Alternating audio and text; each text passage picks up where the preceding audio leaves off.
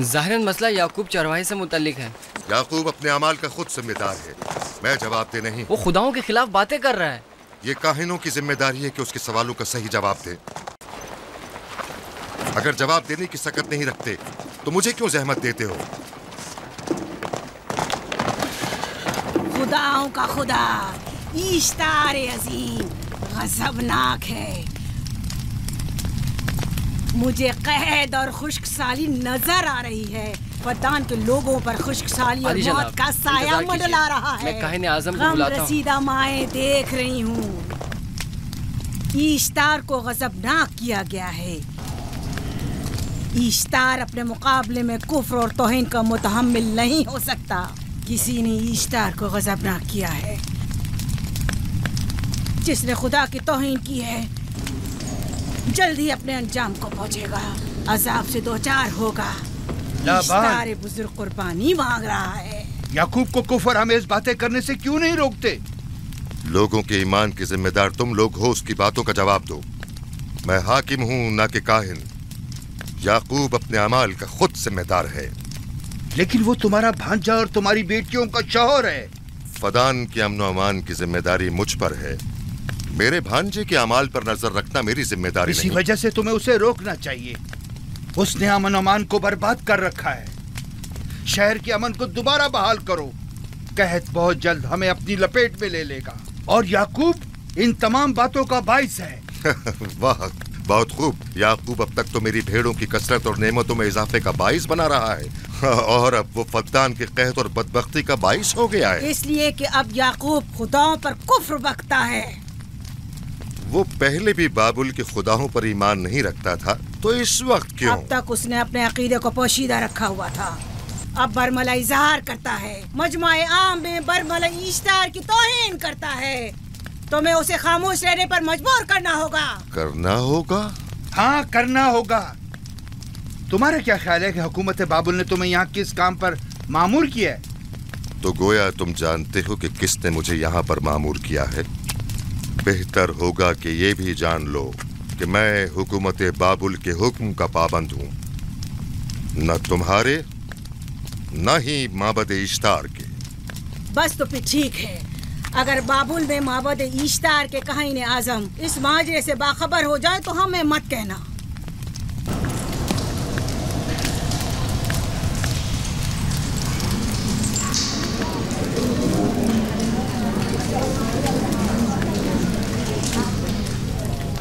याकूब से बात करूंगा। याकूब से कहना कि अगर उसकी तरफ से मुझे या मेरे खानदान को कोई खतरा पेश आया तो उसके तमाम खानदान को आग लगा दूंगा।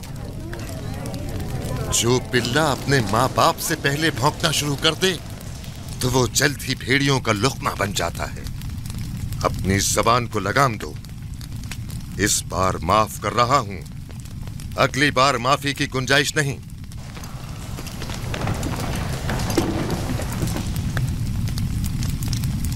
अगर कहत हमारी फसलों की तबाही और बर्बादी का बाइस बना तो याकूब और उसके घर वालों को जिंदा नहीं छोड़ूंगा। हम पर आई मुश्किल की वजह याकूब ही है।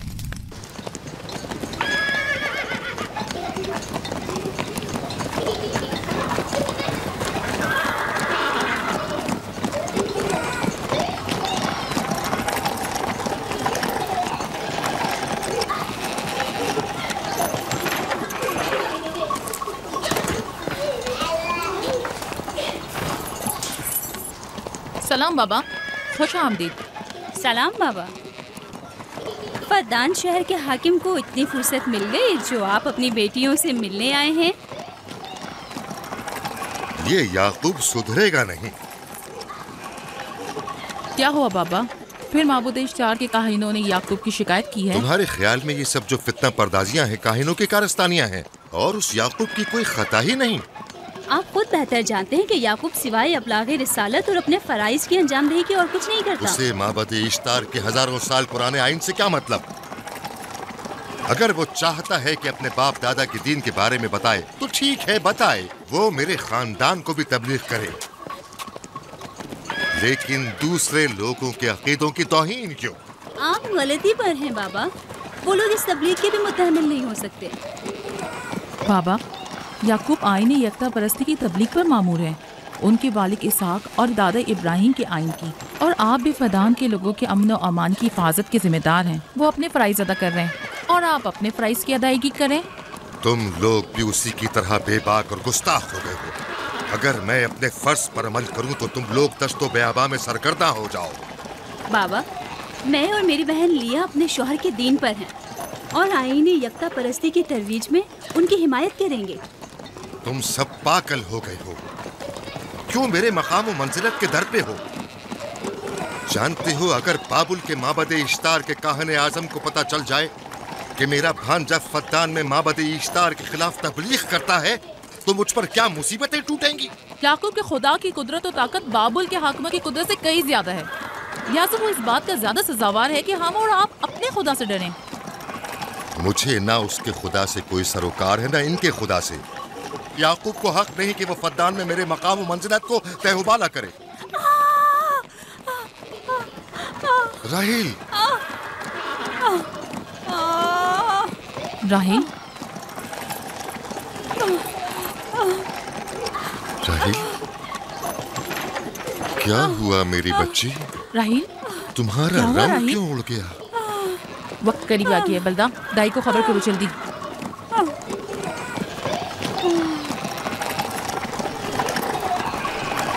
फारस? जी आली जनाब। सहराए जदून जाओ और याकूब से कहो कि जल्दी यहाँ आए। जल्दी करो, मेरा घोड़ा ले जाओ।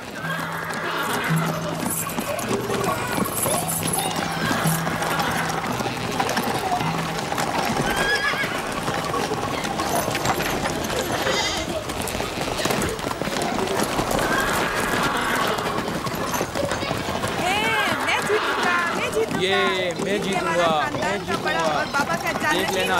मैं जीतूंगा, ये मैं जीतूंगा, मैं जीतूंगा, देख लेना। जीतने वाला खानदान का बड़ा होगा, जीतने वाला खानदान मैं बड़ा का बनूंगा और बाबा का जाननशीन मैं होगा। जीत जाऊंगा। मैं जीतूंगा, मैं जीतूंगा।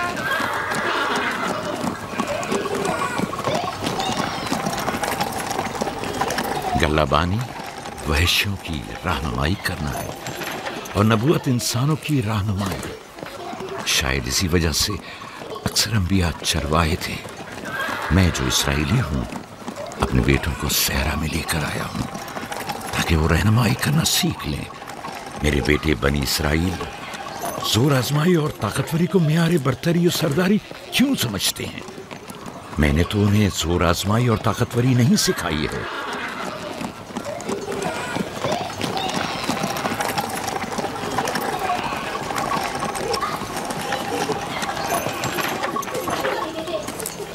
सब उठ जाओ, चलो उठो, उठो उठो। मेरा जानशीन और खानदान का बड़ा वो है जो खुदा को सबसे ज्यादा चाहता है, ना कि वो जो सबसे ज्यादा ताकतवर है। इब्राहिम और इसहाक बेहतरीन इंसान थे, ताकतवर तरीन नहीं।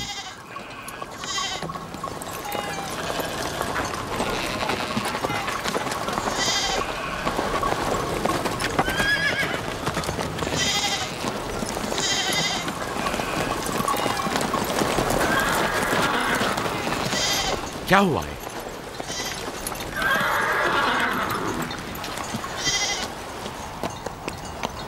तुम लोग गल्ला लेकर आओ।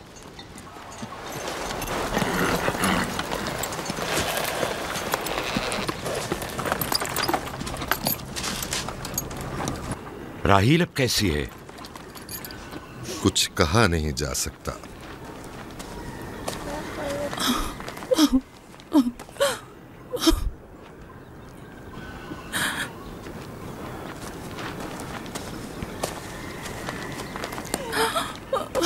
कुछ करें, राहिल की हालत बिल्कुल ठीक नहीं। घबराओ मत, खुदा हमारे साथ है। जो उसका इरादा होगा वही होकर रहेगा। सब लोग ताने दे रहे हैं कि वो इश्तार और इस्तर के जादू की शिकार हो गई है। अच्छा, तो अब देखना है कि राहील और उसके बच्चे का खुदा बड़ा और कुदरतमंद है या इस्तर का खुदा। खुदाया, राहील का ख्याल रखना। मैं थोड़ी देर में आता हूं। कहाँ जा रहे हैं? हमें इस हाल में तन्हा मत छोड़ें। तुम घबराओ मत, मुझे इस वक्त तन्हाई की जरूरत है। तुम अपने खुदा के साथ जो मामला चाहे करो, लेकिन मैं हाथ पर हाथ धरे नहीं बैठा रह सकता। कोई तबीब, कोई इलाज मुआलजा, कुछ ना कुछ तो करना होगा। मैं भी तबीब की तलाश में जा रहा हूं, तबीब हकीकी।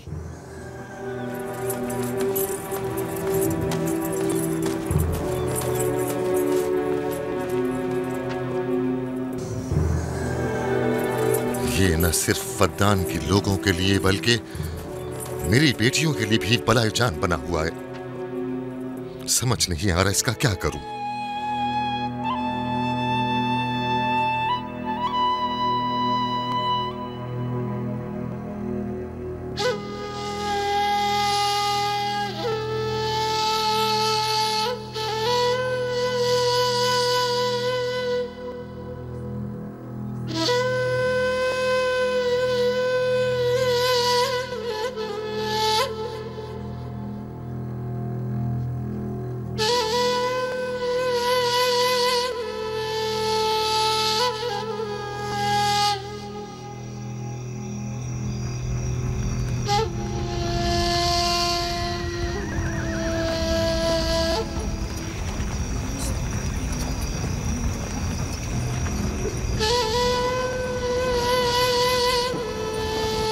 ये लोग ईस्टर को क्यों नहीं बुलवा लेते?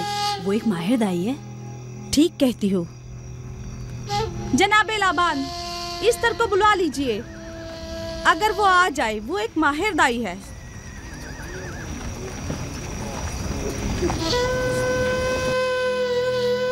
जी। जाओ, जाकर देखो, अगर इस तरह आ जाए तो जो भी मांगेगी मैं उसे दूंगा। कहना कि लाबान ने कहा है कि अगर मेरी बेटी को इस मुश्किल से निजात दिला दी तो मैं वादा करता हूं कि मैं याकूब को फद्दान से शहर बदर कर दूंगा। जी, जाओ।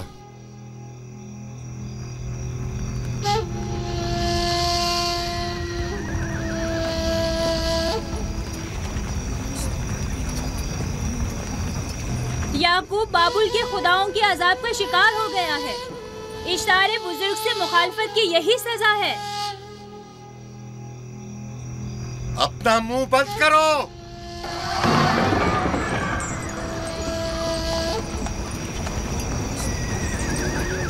याकूब से कहो वो अपने खुदा से मदद क्यों नहीं मांग रहा है। अगर मैं उसकी जगह होती तो मुसीबत के वक्त अपने खुदा को कभी नहीं भूलती। जनाब लाबान ने मुझे भेजा है, याकूब ने नहीं।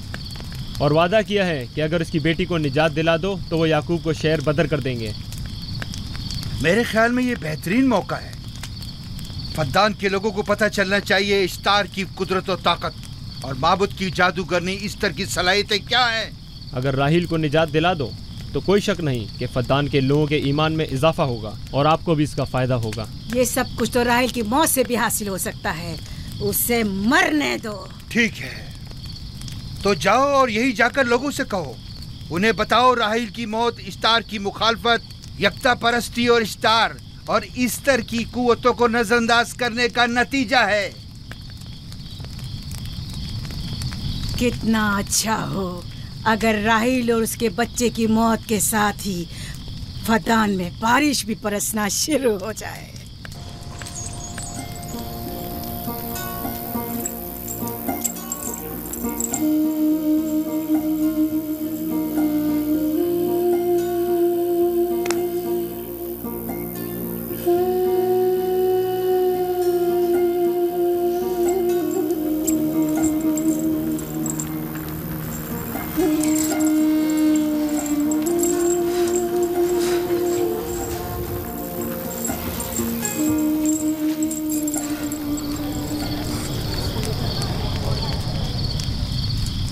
अगर इसे होश नहीं आया तो दोनों मर जाएंगे। ये धुआं इसे मार डालेगा, होश में नहीं लाएगा।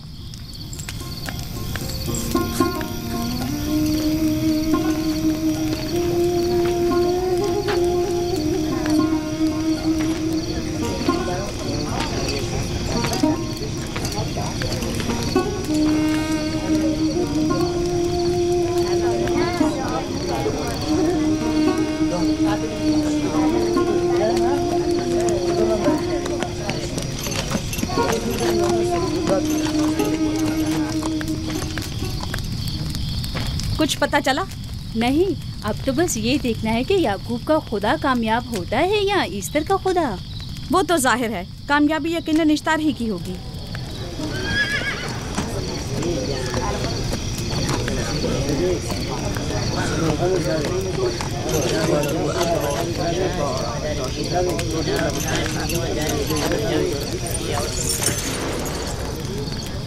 लाबान, तुमने मुझे बुलाने की जहमत की, क्यों?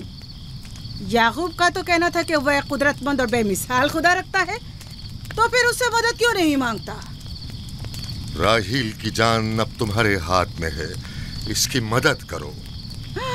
मुझे बिल्कुल अंदाजा नहीं था कि इतनी जल्दी याकूब ईश्तार के सामने दस्ते सवाल दराज करेगा। कैसी फजूल सोच और ख्याल बातिल है। तुम्हें आखिर किस चीज ने ऐसा सोचने पर मजबूर कर दिया? बहुत जल्द ये ख्याल बातिल हकीकत में बदलने वाला है, जब तुम अपनी बीवी बच्चे को अपनी आंखों से मौत के मुंह में जाता देखोगे। मौत और जिंदगी खुदा के हाथ में है, ना कि ईस्टर और इश्तार के। मैंने ईस्टर को यहाँ बुलवाया है। राहील की हालत ठीक नहीं है। राहील को सिवाय अपने खुदा के किसी और की जरूरत नहीं। मेरे घर से निकल जाओ। जाओ। रुक जाओ याकूब, मैं तुमसे मुखातिब हूँ। चली जाओ। तुम्हारी बीवी बच्चा आज रात नीस तो नाबूद हो जाएंगे। ईश्तार का गुस्सा तुम्हारे अजीजों की मौत से ही ठंडा होगा। मेरी बीवियाँ तुम्हारी दुआओं से नहीं आई है जो तुम्हारी बद्दुआ से चली जाएं। निकल जाओ। लोगों, ना ये खुद पर रहम कर रहा है न तुम पर। इसका कुफ्र तुम्हारे लिए कहत का बाइस बनेगा और इसके बीवी बच्चे के लिए मौत का। जल्द ही तुम लोगों को ईस्टर के जादू और ईश्तार की कुदरत दोनों का अंदाजा हो जाएगा। तुम्हारी खैर नहीं। अगर मेरी बेटी पर कोई मुसीबत टूटी तो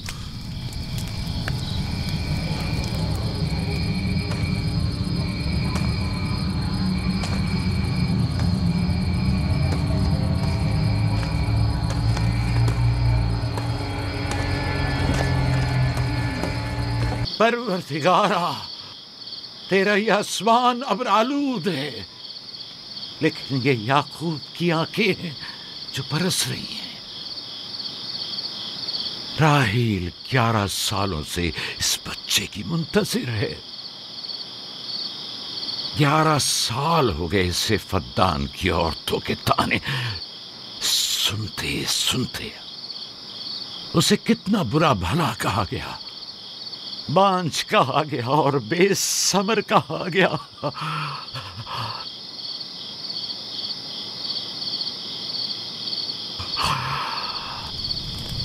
काईने आज़म, मुझे माफ करिए।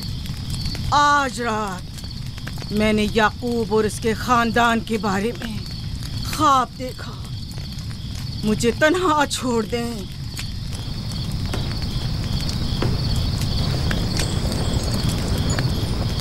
याकूब और उसके खानदान पर तमाम खुदाओं की लानत हो। याकूब का कुफ्र उसे ले डूबेगा। उसे सजा जरूर मिलनी चाहिए।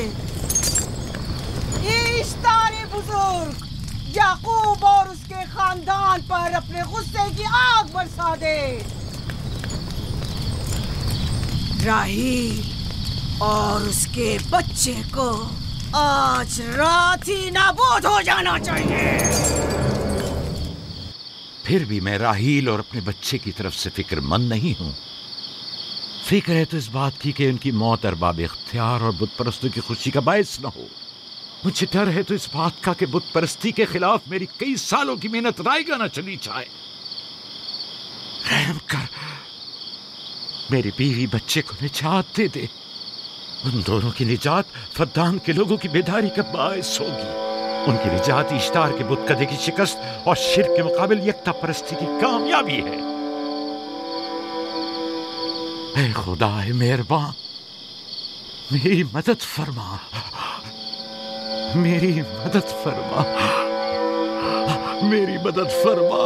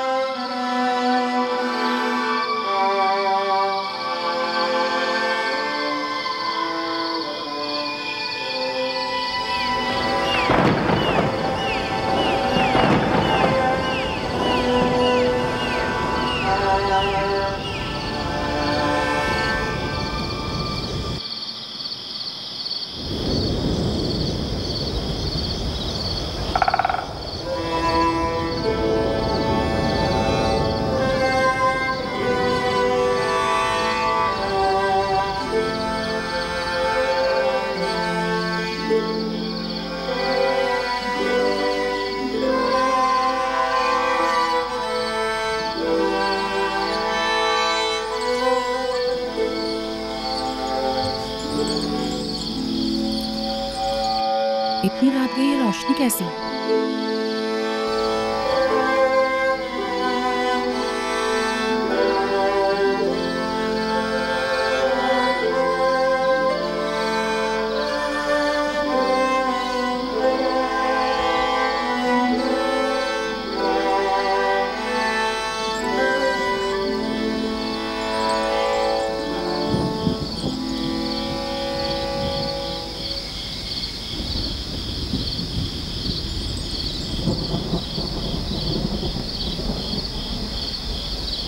राहिल को होश आ गया।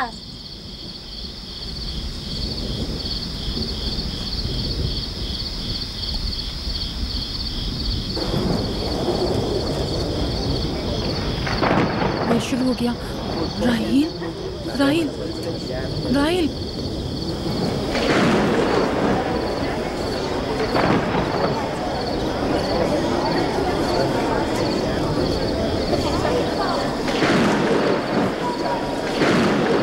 बारिश होने वाली है।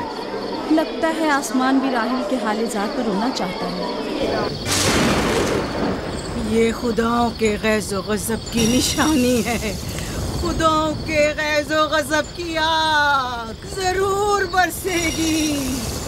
याकूब और उसके खानदान को सजा जरूर मिलेगी। इश्तारे बुजुर्ग, खुदाओं की हुर्मत की पासदारी कर। गैज़ो गज़ब की आग याकूब के खानदान पर बरसा दे।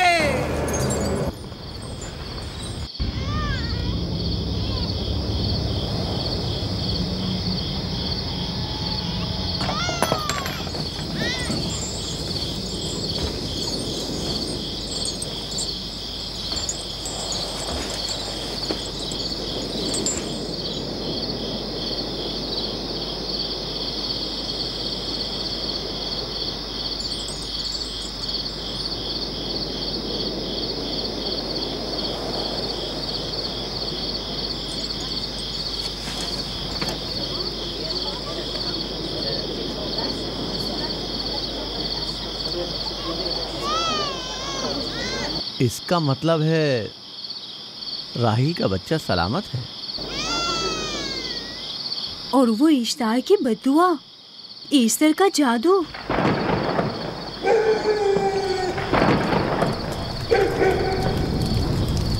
फद्दान के लोगों को अपनी अजीम कुदरत और ईस्टर का जादू सच कर दिखा दे।